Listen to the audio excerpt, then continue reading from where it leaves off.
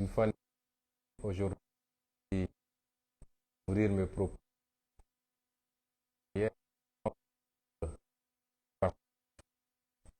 à aiguiller également à vous. Je suis désolé de le faire dans toutes les langues parlées en Afrique, l'anglais, le portugais et même l'arabe, mais je crois que si je m'exprime en français, ça permet déjà de se faire entendre par nos frères et sœurs africains. Cette option par cette langue française s'impose d'autant que nous avons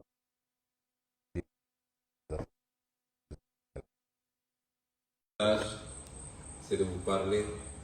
de cet homme qui nous sert de président de la République au Sénégal, non pas pour parler des questions intérieures au Sénégal,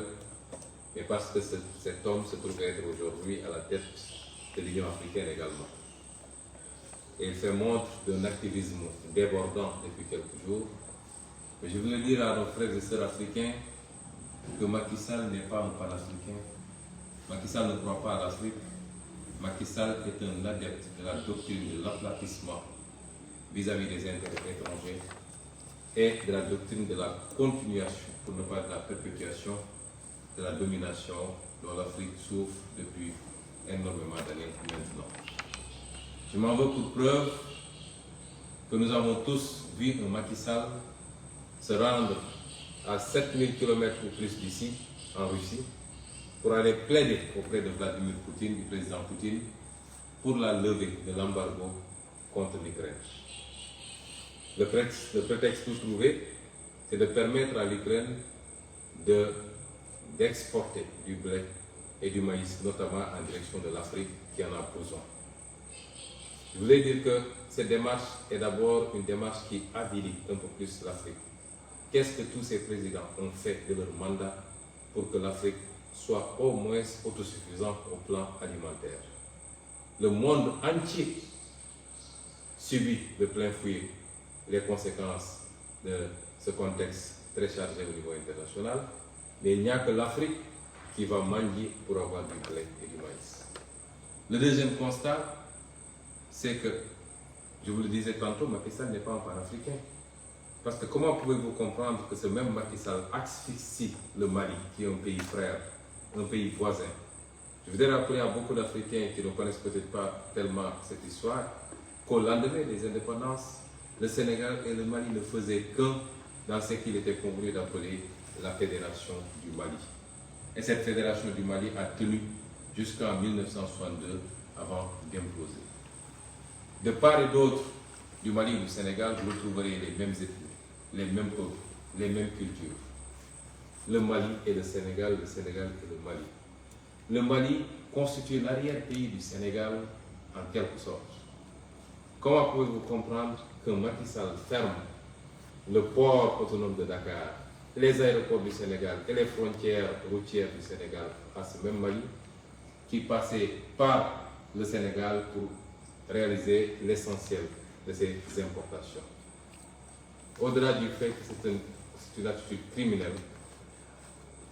c'est en même temps l'exécution d'une commande de ces maîtres occidentaux qui veulent, par la pression, par l'asphyxie, amener le peuple malien à se soulever contre le régime qui est en place. Un panafricain ne peut pas agir comme ça. Un président de l'Union africaine ne peut pas agir comme ça. Macky Sall n'est pas un panafricain.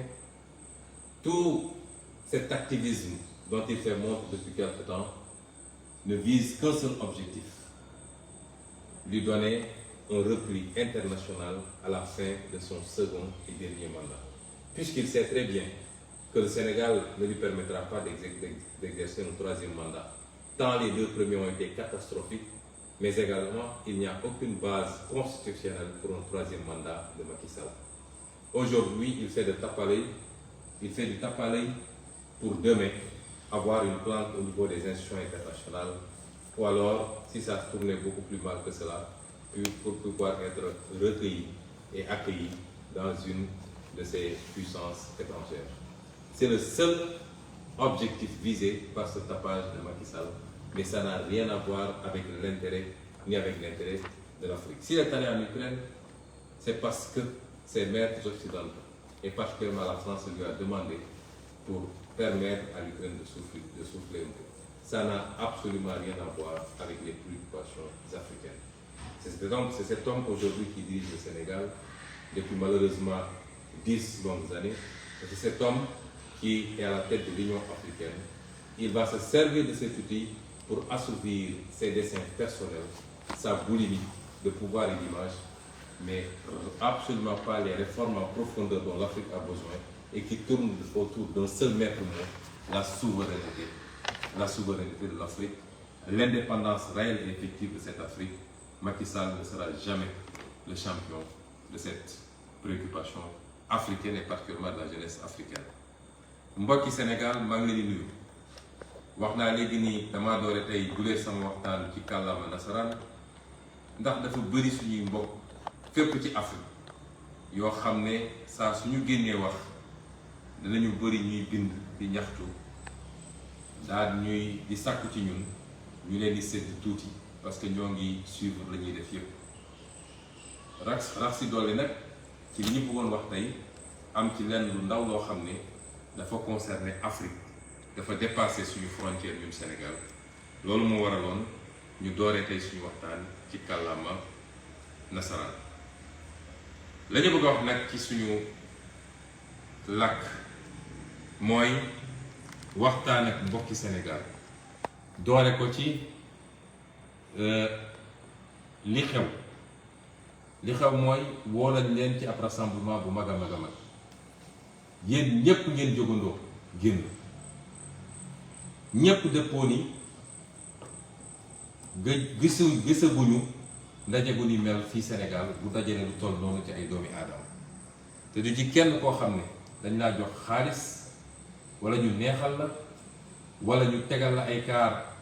jox la xaalis boo fayee transport ñi andi seen kaar te bëriwuñu ndax dégg nañ ñu naan rassemblement national fu ne la di jóge ci Sénégal déedéet ñëw ñi jóge ci région yi ñëw symbolique la woon waaye ñëpp xam nañ ni bu ñu bëree ba bëri gëmmu ni dépassé nañu 200 personnes ci les dizaines et des dizaines de milliers de personnes yu nekkoon foofu ña jóge ci région yi nag jox ñu leen kaar jox ñu leen paas ñoo dajale seen xaalis jël seen kaar dikk loolu di lu rëy te di dalal suñu xel ci ni ñun ba ñuy dugg ci politique li ñu bëbbatoon mooy fexe ba am de vrais militants et de vrais sympathisants mooy ñu gëm réew mi ñoo xam ne fu ñu toog ñu ngay laaj seen bopp lan la ñu war a defal réew mi waaye du ñu mel ni ñii ñu ci fekk ci politique nga xam ne fu ñu toog ñu ngi naan naka la ñu fexe ba jëriñoo ñun réew mi loolu dafa mel ni ma ngay bëgg a sotti te yéeg-yéeg bi nit ñi am nañ ko rawatina nag ndaw ñi loolu ñu wane keroog ca mercredi bi dafa taalaat li xale yi naan cuuraayu dëmm ndax gaa yi mel ni ay dëmm yu jëfoo fi mu toll bi déggante démb ak tey mbóot yépp génn nañu ku nekk ngi caw-caw yi ku nekk ngi mbéj-mbéj wax ji bëri na la ci ëpp nag ay saaga la ak ay menaces waaye balaa may ñëw ci ñoom damay wax ni génn bu njëkk mooy génnu seen njiit ñoom muy Macky Sall ñun suñu bëggee waxtaan ak sénégalais fii la ñuy waxtaanee ak sénégalais jaarale ko ci média wu fii wala ñu def suñu live waxtaan ak yéen waaye Sénégal moom président boo xam ne saa su bëggee wax lu war a soxal sénégalais yi day dem ba ci tubaab yi wala mu woo média tubaab yi ne leen ñëw leen Sénégal bu ko defee mu làkk ak ñoom ay tubaab nga xam ni kii waxut ak Sénégal waaye ñii nga xam ne ñoo ko ngemb ci nasaraan yi ñoom lay waxal waxul ak sénégalais yi ndax li ëpp ci sénégalais yi dégguwuñu tubaab dégguñu ko bu baax ba di ko tal di déglu ñaareel bi mooy génnam ñëpp dégg nañ ko waaye génn gi dañ cee jàngat lu bëri bu ci njëkk mooy moom mooy digal conseil constitutionnel ndax moom bu demee ba ne nii lay demee un point un trait xam nga saa suy wax xol lay waxee ak jaay doole moo tax ma yàgg leen wax ni ku mel ni moom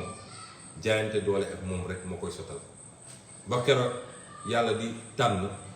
diggante moom ak ñun ndax président du ne nii lay demee un point un trait waaye li gën a yéeme gannaaw bu ñu nee moom mooy digal conseil constitutionnel Pape Omar Sakho ak ñi mu àndal Macky moo leen laan def leen ñu def Antoine Diome moom jarul sax may wax luy wane ni amuñu justice ci réew mi justice bu indépendante amul justice politique lañu am boo xam ne dañ koy digal muy def waaye li gën a yéeme ci wax ji mooy tiit gi mu tiit dem dugal na ko mu wax loo xam ne safaan wala ndax nee na une liste qui n'est pas paritaire n'est pas une liste qu'on peut admettre un point un trait waaye ñun Yewwi Askan Wi amuñu problème parité ñun liste incomplète lañ ñu wax ñoom Benno Bokk Yaakaar ñoo am problème mu liste parité kon moom li mu wax conseil constitutionnel ci Benno Bokk Yaakaar la ko doon appliqué ñoom ñoo am problème mu parité jël seen suppléant tegle ñaari jigéen ñun amuñu problème parité problème bi ñu am mooy bi ñu gisee ni am na benn cas inéligibilité ñu ne ñu ñëw leen remplacer ko ñu dem remplacer ko ñu ne juum nañu ndax ki ñu ko remplacer mi ngi woon déjà ci liste titulaire yi suñ ko génnee donc foofu liste bi matul kon Macky Sall àtte na boppam àtte na Benno Bokk Yaakaar moom moo ne liste bu paritairul liste boobu mënuñu ko recevoir conseil constitutionnel def njombe bu toll ni ak lâcheté mooy nu ma ko mën a tuddee ci olof ba nga xam ne dañoo dem laqatu ci arrêté ministre de l'Intérieur. Depuis quand la justice se cache derrière un arrêté du ministre de l'Intérieur pour décider? kon lii mbokk yi firndeel na ni li Sénégal yépp xam mooy Yewwi Askan Wi dañ koo tooñ bu ne fang boroon annulé liste Benno Bokk Yaakaar jàllale ko loolu léegi feeñ ne ba ñépp xam nañ ko te Macky Sall mu ci boppam nangu na ko moo tax li ci des mooy bañ ak xeex ak ñoom loolu nag lañu door mercredi bi war koo gën a dëgëral nag dinaa ci ñëw ci sama deuxième partie intervention waaye dama ne cuuraayu dëmm jolleeti na ñépp ni génn di wax yi nag dama ciy segg wax yi ba ci jiitu mooy ay menaces nit dem na ba ne nañu faat bakkanu Ousmane Sonko doo mës a dégg procureur yëngatu doo mës a dégg mu wax du ko woo te ku ko waxoon ci opposition bi heure bi yaa ngi kaso lii firndeel na jeng bi justice jeng moo tax il faut ñu jàmmarloo ak justice ndax justice bu demee ba jeng kenn amatul devoir naan day déglu les décisions de justice kenn amatu ko suñu waxee ñu ne waaw la justice s'est prononcée donc la loi s'applique à tout le monde naka la ñu mënee jàpp ay nit ñu sàcc xaalisu réew mi justice ne du ma leen téye ñu jàpp ay nit ñuy ruxus xaalis justice ne du ma leen téye ñu jàpp nit ñu yor ay armoire ay néeg yu fees dell ak xaalis justice ne du ma ci wax nit taxaw saaga ethnie entière justice ne du ma ci wax te loolu mën na taal réew nit taxaw ne dem leen faat bakkanu jàmbur justice ne du ma ci wax moo ne sëñ Abdou Bara Dolly li mu wax moo gën a néew téeméeri junni yoon tey ñu ngi ko tey yóbbu ko ci kaso justice amatul ci réew mi ñun ñoo war a jël suñu responsabilité parce que justice su demee ba jeng peuple bi moo war a taxaw jàmmarloo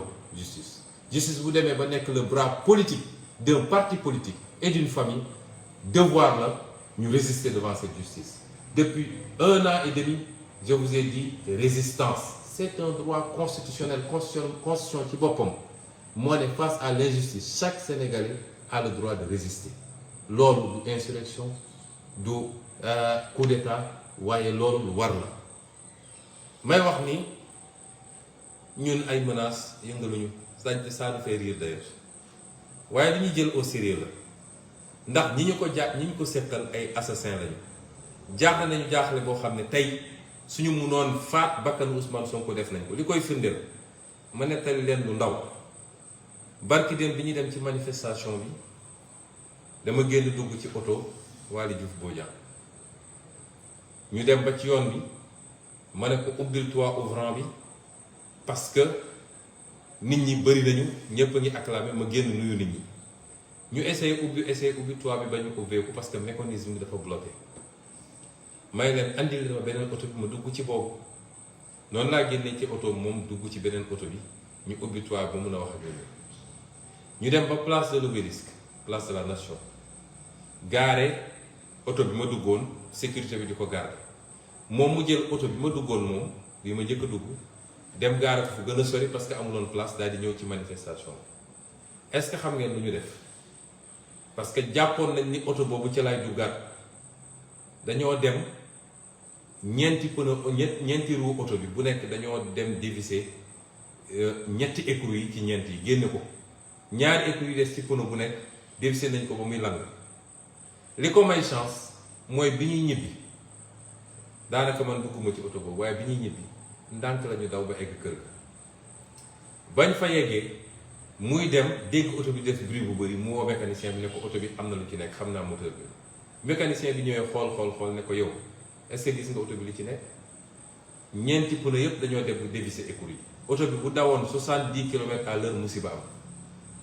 buñ ko waxee nag maa ngi dégg déjà seeni coow dañ naan waaw victimisation nangam na Sénégal yëpp xam nañu man du ma victimisation ragal mooy victimisé wu ñi daan dem wër ci sëriñ si dem gis église bi dem gis fu nekk di jooy naan dañ may tëj ñooñu ñooy victimisé wu mais man buñ ma buggee teg dul yoon damay jël sama responsabilité résister boo ma munee duma ma boo ma munul it di nga ma bàyyi ak sama jàmm kon ñun du ñu inventé dara gis ngeen photo yi wan nañ ko fu ne ci internet bi ay assassin la ñu amal affaire suñu demee ba jaaxle ba xam ni lii moo ci des ñoom ak ñi leen gemb leen moo leen dese mooy nañuy def lu ñuy def ba faat bakkanu ki ñu jaaxal ma leen di wax nag ni bis bu seen bëbët yeggee ci ngeen ni soog a am problème nag ndax problème amagu leen ko bis bu seen bëbët yeggee ci ngeen ni soog a am problème ndax nun dañuy def ragaluñ ci dara te duñ ci dettu gannaaw bis bu ne ñu gën a teg ay pas waaye ci cuuraayu dëmm gi ba tey gis ngeen saaga yi xaste yi loolu moom tàmm nañ ko ma bëgg a wax nag ni Macky Sall ndax ku fi saaga Ousmane Sonko rek Macky Sall la yónni boo saagee ba doyal xas Ousmane Sonko xas ay waajuram xas baayam bi nga xam ne ma nga ca barsax depuis longtemps xas ay yaayam xas ay soxnaam boo paree Macky Sall dalay woo pare jox la xaalis may wax ak kilifa yi nekk ci dëkk bi yépp ku fi saaga Macky Sall moo la ko sant waaye nag bu dee yow sa xol xat na ba mënoo muñ saaga man xam nga man saaga yi yëngalu ma tey laa gën a nekk en forme tey laa gën a mën a agir waaye bu dee yow sa xol xat na ba ku la tudd nga gaawante ni maa ngi ko yóbbu kaso ngire waay téel sa bopp téel say ñoñ ñu bàyyi di saaga nit ñi ak di xas nit ñi ndax Cheikh Abdou Bara Dolly lii mu ko def nii ànduñu ci kàddu yi ndax nun lañu mës a wax mooy politique du dugg ci vie privée jàmbur politique du saaga jàmbur politique du xas jàmbur rëcc nag mën na am ci ku ne waaye ñiy saaga te ànd ak Macky Sall ci saaga yu gën a bon téeméeri junni yoon ñi ngi fii di dox suba ngoon te justice du leen woo police du leen déglu loolu nag mooy andi injustice ci réew mi ñaareel bi dans la forme li ñu def Cheikh Abdou Bara Dolly teguñu ko fenn parce que loi bi dafa ne député bu nekk en cours de mandat mënuñu ko jàpp lu dul su dee dafa def flagrant délit wala mu def li muy def ba pare di daw ñu jàpp ko ci jamono ji muy daw te bu boobaa bu amee en flagrant délit donc nga ko mën a juger mais jàpp ko ne flagrant délit la def daa dem ba ci biir procureur ne instruction la ñuy def détournement de procédure la lii lañ ma bëggoon def février 2021 lii lañ ma bëggoon def man lànk ne duñ ma ko def nag looloo andi li xew février ba mars 2021 Moustapha Niass bu doon président de l'Assemblée nationale bu baax moom mooy dem génne ji Cheikh Abdou Bara Dolly parce que dañoo xotti worma Assemblée nationale rien que pour régler des comptes ak jàpp ni bu ñu téye Cheikh Abdou Bara Dolly dina wàññi dara ci suñu campagne ci Mbàkke waaye nax nañ seen bopp bu soobee kii bind Mbàkke ci nii wala ci nële daan ko gañe cuuraayu dem yu ba léegi nee nañu dellu si nañu léegi ci MFDC nee nañ dañoo jàpp ay rebelle MFDC xam nga li gën a bon ci waa APR mooy mag yoo xam ne dañuy xëy ngeen jégal mu ci kàddu di fen ba guddi amul ministre amul président amul directeur amul Sénégalais yi léegi mënuñoo dégg lu jóge ci APR ba jàpp ni lii dëgg la salle bi ma toog tey keroog def naa fi live fii Ziguinchor ab waa APR dem taxaw ne Dakar nañu tourné live boobu amatuñu sago ci li ñuy def waaye Sénégalais yi kenn gënu leen a yeewu xam nga wax yi daanu sa saret mënul yëngal Sénégalais yi lii lépp nag li mu wone mooy tiit nañu ba tiit ba fu tiit yem lépp lu ñu amoon ci arsenal ñu ngi koy génne nee nañu yooye dañoo bëgg a yëngal sax suñu kër yi te ku tudd seen kër ñuy bëgg a dee naan dañ lay tëj kaso ma leen seen pexe ndax saay na bu yàgg tey lañu gën a dëgër ci li ñuy def ak ñi ñu ko àndal ñépp muy ci njaboot muy ci militant muy ci sympathisant parce que sénégalais yi xam nañ ni projet bii nga xam ne moom la ñu porté ci cadre Yewwi Askan mooy projet buy libérer le Sénégal définitivement li ko wane mooy ñëw keroog ci place ba ñooñu nag lay waxal tey mbokk yi Macky Sall xam na ni yoratul réew mi xam na ni moom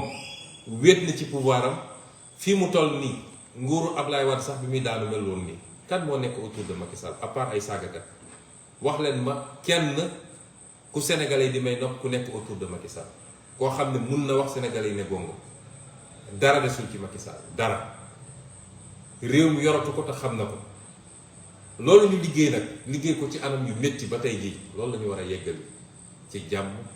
ak salaam bu dee Macky Sall bëgg na jàmm ak salaam moo tax ñu ne leen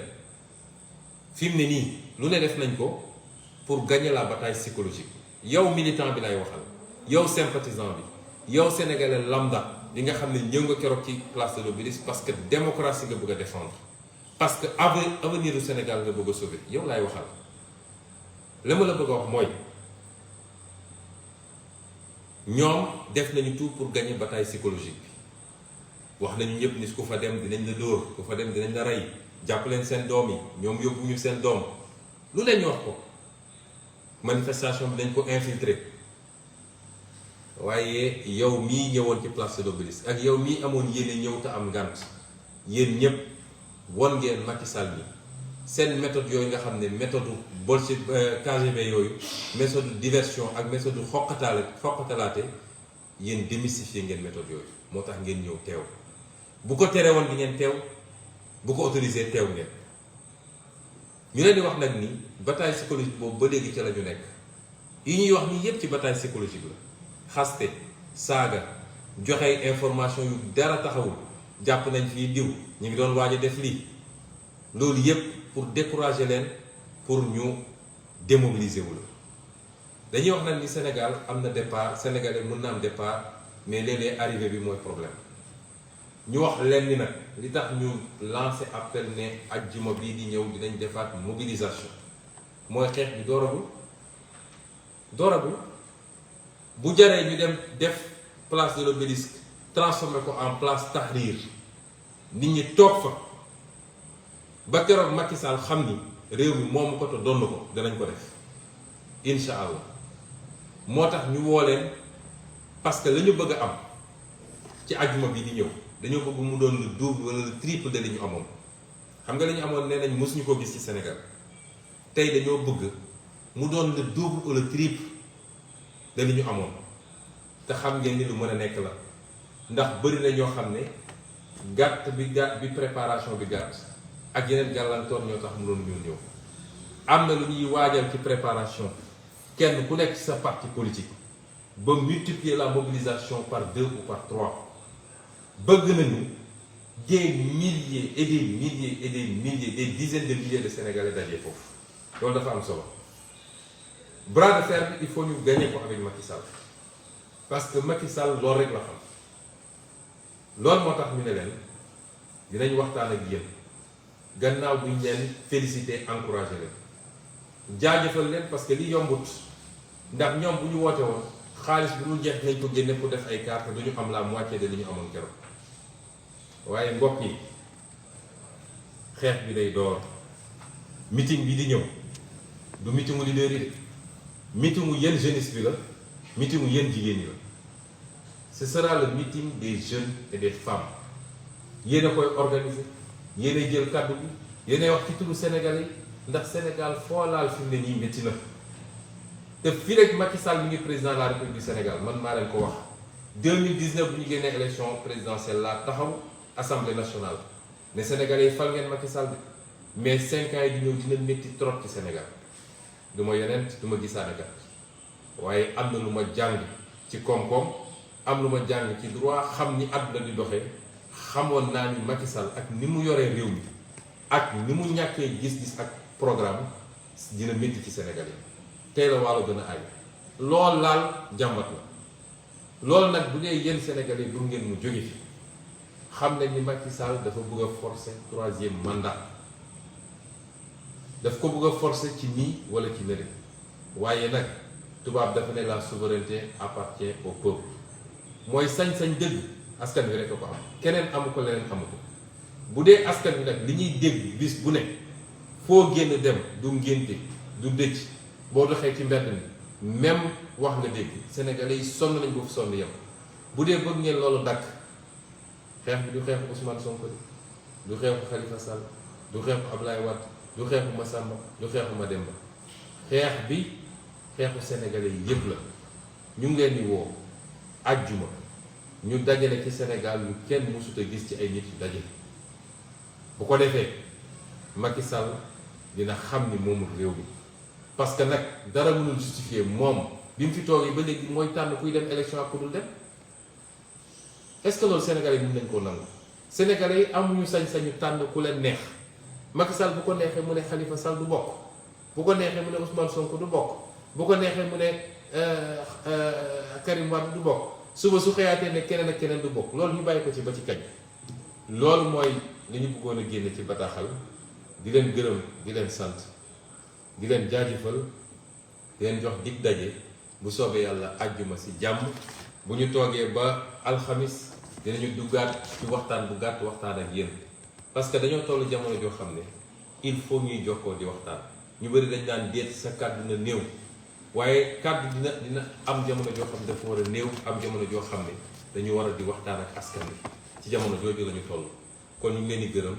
di leen souhaiter ngeen fanaan jàmm